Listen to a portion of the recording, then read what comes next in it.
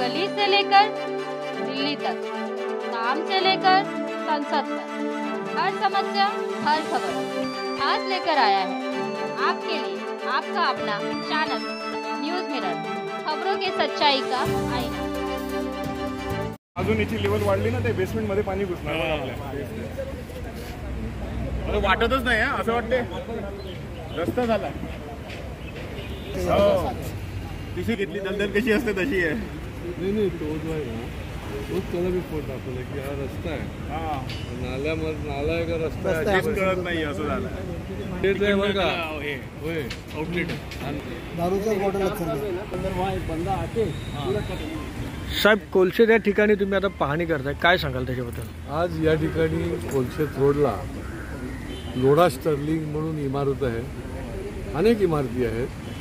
त्याच्या शेजारी जो नाला आहे तो प्रश्न असा पडला आहे की हा नाला आहे की रस्ता आहे, कारण की एवढं त्या नाल्यामध्ये सगळं साचलेलं आहे, प्लास्टिकपासून सर्व आहे। आणि आजही नालेसफाई झालेली नाही, कुठल्याही प्रकारचं काही झालेलं नाही। STP प्लॅन देखील बिघडलेला असल्यामुळे सर्व आजूबाजूला राहणाऱ्या रहिवाशांच्या इतका प्रचंड त्रास होतो आहे, आरोग्याला त्यांचा धोका निर्माण झालेला आहे। आणि त्याच्यामुळे हे तातडीने महापालिकेने काम करायला पाहिजे आणि त्या दृष्टीने अशा पद्धतीने नालेसफाई जर सुरूच झाली नसेल तर हा फार मोठा चिंतेचा विषय जो आहे तो आमच्या दृष्टीने आहे। आणि त्यामुळे महापालिकेने ताबडतोब युद्ध पातळीवर हे काम जे आहे ते सुरू करायला पाहिजे। चलो हम लोग